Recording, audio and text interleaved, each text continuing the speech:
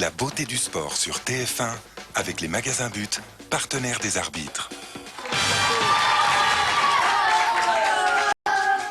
De téléfoot, deux affiches dans cette dernière partie, Lens-Monaco et Nice-Paris Saint-Germain. L'information hier soir, Nathalie, c'est que les Monégasques ont été applaudis à Bollard. Il faut dire que les Lensois sont bien connus pour être l'un des publics les plus fair-play de France. Ça, c'est confirmé. D'autant plus que les héros de la semaine se déplaçaient à Bollard. Voilà ce que ça donne avec Fabrice David. On va les applaudir, c'est le moindre des choses. Bon, on va applaudir Lens, c'est notre équipe, c'est normal, mais Monaco, je crois qu'ils méritent vraiment le gros business, hein, ce soir surtout, hein, parce que ce qu'ils ont fait, la grosse équipe. Hein. Il fallait le faire, c'était pas évident, personne ne comptait sur eux, et puis ils sont là, et je trouve que c'est super. Vous allez les applaudir là ? Bah, normalement, oui, si les gens se respectent, ils doivent applaudir l'espoir qu'ils ont fourni.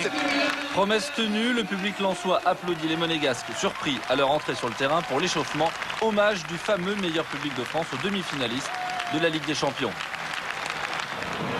Une heure plus tard, les joueurs lensois, certainement admiratifs eux aussi, hésitent à trop s'engager, craignant leur adversaire. Olivier Thomer obtient une première occasion après 18 minutes de jeu. Son très bon contrôle déstabilise, une fois n'est pas coutume, la défense monégasque. Claquette de Roma. 5 minutes plus tard, deuxième et dernière occasion de la première mi-temps. Frappe d'Outaka trop croisé. 0-0 à la pause. Est-ce que vous les avez un petit peu regardés jouer, ces Monégasques si brillants sur le continent européen? En première mi-temps, je pense qu'un peu, parce que ils nous ont un petit peu endormis, on va dire, et puis on ne sentait pas, on avait les jambes comme eux, un petit peu lourdes et tout ça, et puis eux, ils étaient venus un petit peu chercher le match nul et ils l'ont fait.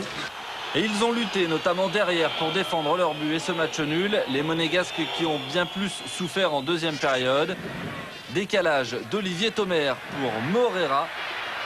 Frappe sur le poteau de Morera. Roma reconnaît qu'il était battu. Je n'ai pas touché, il a touché directement les poteaux, oui. C'était une frappe beaucoup dangereuse.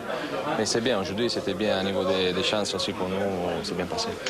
Le gardien monégasque avoue avoir eu de la chance, mais aussi un superbe réflexe sur une frappe croisée de Bakary. L'avant-dernière occasion pour les supporters lensois de s'enflammer. Et la dernière, elle est plus inattendue et à l'intention du héros de la victoire contre le Real Madrid. D'accord, sortie numéro 8, Joly.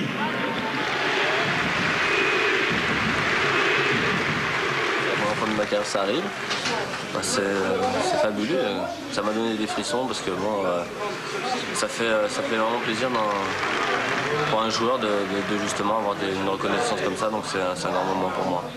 0-0 score final, fatigué physiquement, moralement, les Monégasques quittent Lens avec le point du match nul.